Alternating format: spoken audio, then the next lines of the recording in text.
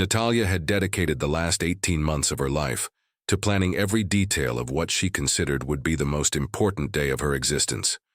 At 32, this Argentine architect of undeniable talent and prudent ambition had found a balance between her promising career and the love she believed was definitive. Her wedding to Javier Montero, a 36-year-old Spanish consultant, represented not only the union of two people, but the culmination of a carefully crafted dream. The chosen venue had been an old vineyard in Mendoza, surrounded by majestic hills and vines that seemed painted onto the landscape.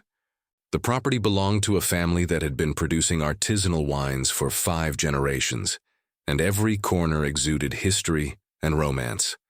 When Natalia visited it for the first time, she immediately knew that this place represented exactly what she was looking for: a space where nature and architecture conversed in perfect harmony. "This place is magical," she had told Javier via video call, showing him every angle of the vineyard. "Imagine saying our vows as the sun sets over the mountains. It's as if time stands still."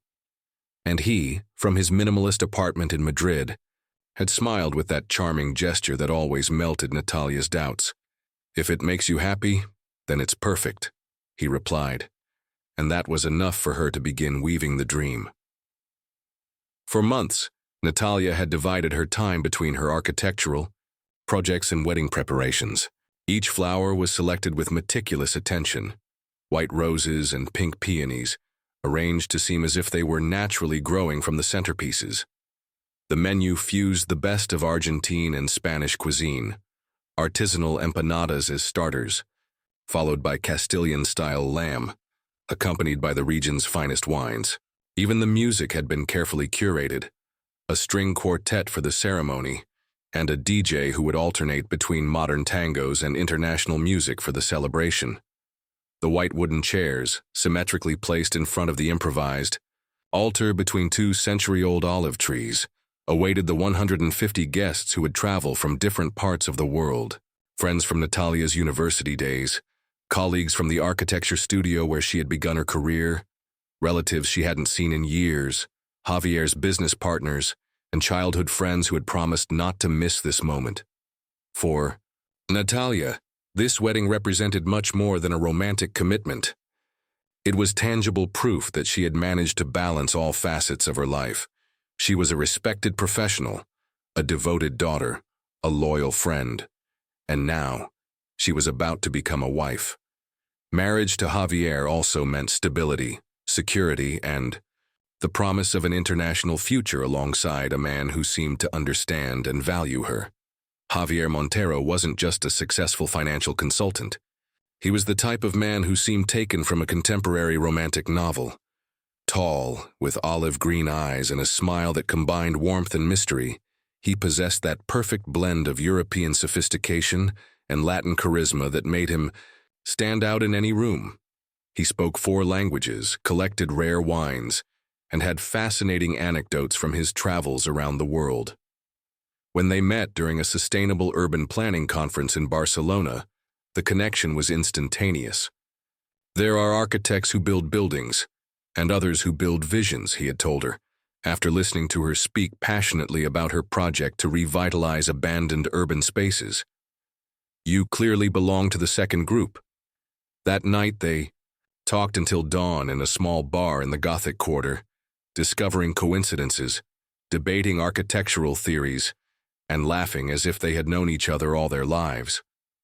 The remaining 3 days of the conference became a sort of bubble, a parenthesis in reality, where only the 2 of them existed, exploring Barcelona and getting to know each other with the intensity that only comes from knowing time is limited. However, what could have remained as a beautiful conference memory transformed into something more.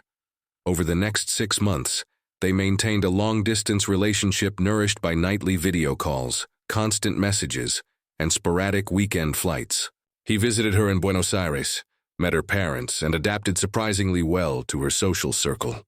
She traveled to Madrid, explored the city with him as her guide, and met his friends who received her with curiosity and warmth. When they celebrated 1 year together, during a dinner at a small restaurant in San Telmo, Javier knelt and proposed, to her with a platinum and sapphire ring that had belonged to his grandmother. Natalia, with tears in her eyes, didn't hesitate to say yes. "Are you sure?" her best friend Marina asked when she shared the news. "Don't you think it's a bit rushed?" "When you know, you just know," Natalia responded with the conviction that only infatuation provides. And so began the preparations for a wedding that would unite two worlds. They decided to marry in Argentina, Natalia's homeland, but with enough Spanish elements so that Javier would feel his culture was also represented. It would be an event marking the beginning of a life together, possibly in Madrid, although Natalia had not yet decided if she would completely relocate her career to Spain. The wedding morning dawned perfect, as if the universe itself had conspired to create the ideal setting. The Mendoza sky was an impossible blue, without a single cloud threatening the outdoor ceremony. The temperature was pleasant, with that characteristic dry warmth of the region. Natalia woke up early in the suite she had reserved at the small boutique hotel adjacent to the vineyard. Her parents occupied the adjoining room, and her mother was the first to knock on her door, her eyes bright with emotion and a tray of homemade breakfast in hand. "My little girl is getting married today," said Elena Aguirre, with a mixture of pride and nostalgia, as she placed the tray on the small table by the window. "How do you feel?"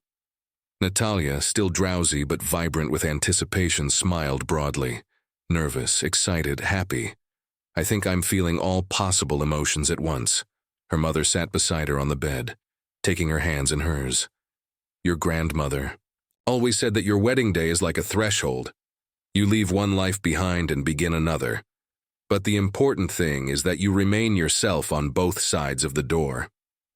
Natalia hugged her mother tightly, grateful for those words that resonated with a profound truth.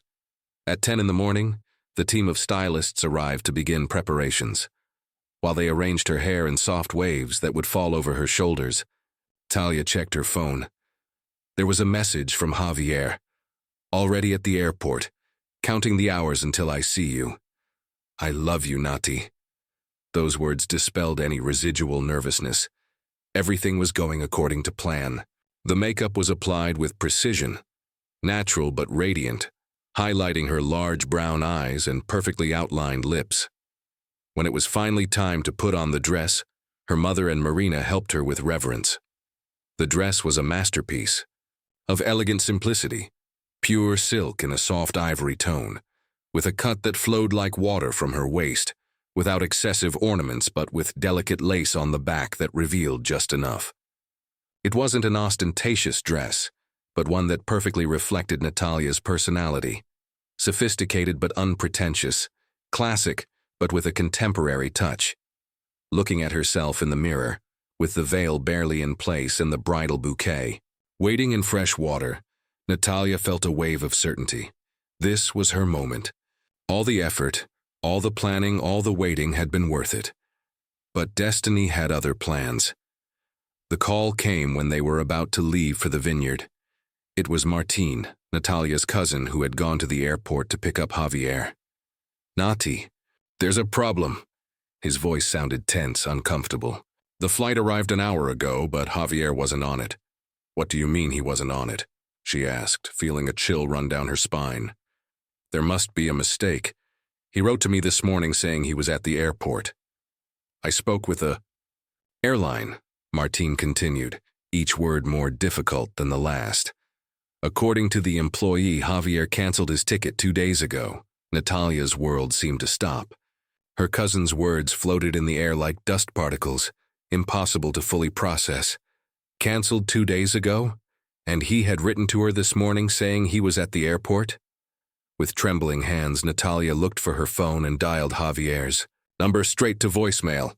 She tried again. The same result. She sent a message. "What's happening? Martin says you didn't arrive. Please call me urgently." Minutes passed, and Javier's silence became increasingly deafening. Her mother watched her with concern. Marina cursed under her breath, and her father, Carlos, tried to maintain calm while making calls to find out what was happening. It was then that the message arrived that would change everything. A simple text that appeared on her phone screen like a sentence. "I can't continue with this. It suffocates me. I'm sorry, Nati. I'm not the man you think I am."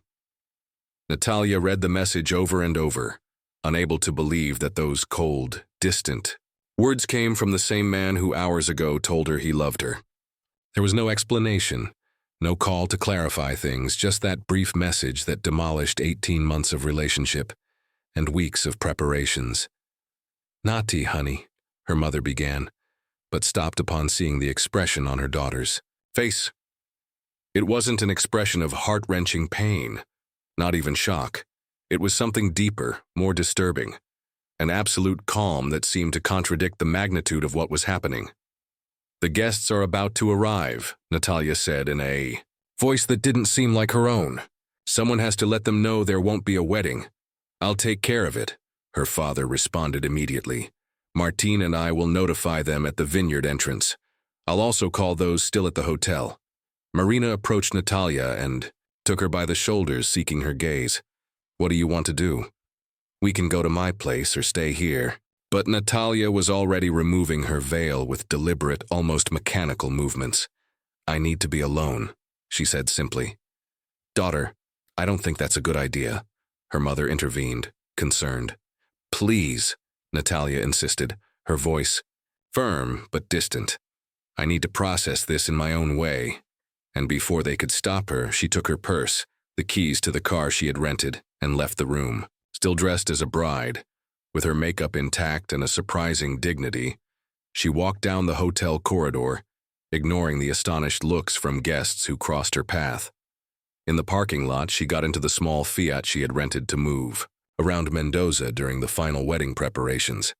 She had no clear destination, only knew she needed to move, to get away, to find a space where the weight of what had just happened wouldn't completely crush her. For hours, Natalia drove on, secondary roads that wound between vineyards and mountains. The sun began its descent, painting the sky in orange and violet tones, precisely the colors she had imagined as a backdrop for her wedding vows. The irony did not go unnoticed. The wedding dress, now wrinkled and slightly stained, felt like an uncomfortable second skin, a constant reminder of the humiliation. But she didn't take it off. Somehow, keeping it on was a way of facing reality, of not fleeing from the pain. When the gas tank began to show reserve and night fell over the landscape, Natalia finally stopped the car. Without realizing it, she had arrived at a familiar place, the ruins of an old theater on the outskirts of the city, an abandoned project she had visited during her architecture studies. The theater had been conceived as a revolutionary cultural center in the 70s, but first the military dictatorship and then economic crises had turned it into a skeleton of concrete and broken dreams. Natalia had always felt a strange connection to that place. She had even developed a theoretical project for its rehabilitation as part of her university thesis. She parked the car and walked toward the ruins, her heels occasionally sinking into the loose earth. The structure rose somber against the night sky, with its incomplete columns and half-built walls. Under the silver moonlight, the place had a tragic beauty that deeply resonated with her current state. Natalia sat on what was once intended to be the main stage. From there, she contemplated the empty space where the seats should be, imagining the theater full of life, art, possibilities. And it was then, surrounded by a project that never materialized, when the tears finally came. She cried for the humiliation, for the broken illusions, for the time invested. She cried for the love she believed was true, and that had evaporated, without explanation. She cried until she felt there were no more tears, until the sharp pain transformed into a dull emptiness. And then, in the midst of that emptiness, an idea emerged. Or perhaps it was a revelation. Looking at the ruins of the theater, Natalia understood that all her life she had been building on foundations that didn't entirely belong to her. Her parents' expectations, the standards of her profession, and now, a future designed around a man who hadn't had the courage to face her. "I'm going to rebuild something," she whispered to the night, her voice finding strength with each word. But it's going to be mine. It wasn't an empty promise born of rage or spite. It was a decision, one that would mark the beginning of her true story. With that inner certainty, Natalia stood up, shook the dust from her dress, and returned to the car. It was time to go back, to face the consequences and begin anew. But this time, she would build her life from her own blueprints, without compromising her structure to accommodate others' dreams. The return to Buenos Aires was like waking from anesthesia, painful, confusing, and with the persistent sensation that something fundamental had changed forever. Natalia had spent the last few days in Mendoza picking up the pieces of a celebration that never happened. Calls to vendors to cancel services, uncomfortable explanations to relatives and friends who had traveled from afar, and the impossible task of maintaining composure while her entire world crumbled. Her parents had insisted she stay with them. "At least until you recover," her mother had said, with that look of concern that Natalia had known since childhood. But she knew she needed to face this alone. Compassion, though well-intentioned, would only prolong a phase she needed to overcome as soon as possible. The apartment she had shared with Javier during his visits to Buenos Aires now seemed like a museum of imposed memories.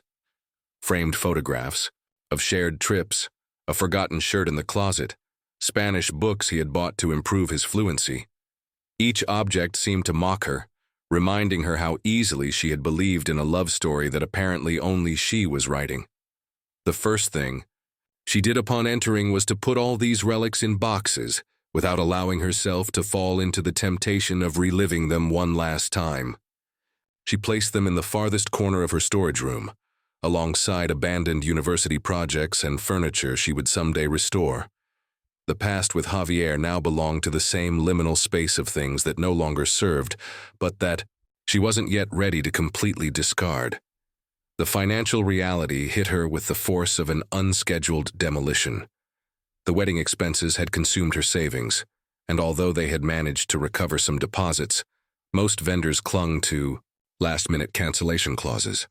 The rent for the apartment, a spacious loft in Recoleta, that had been a justifiable luxury when she thought she would share it with a husband with European income, now seemed like a bottomless pit draining her salary. The first few days, Natalia barely left home. She moved like a ghost between the bed and the sofa, surviving on coffee and crackers, ignoring the concerned calls and supportive messages. The outside world seemed too bright, too noisy, too normal for someone whose life had just imploded so spectacularly. It was Marina who finally burst into her apartment with determination a week after the non-event, armed with homemade food and an attitude that would accept no rejections.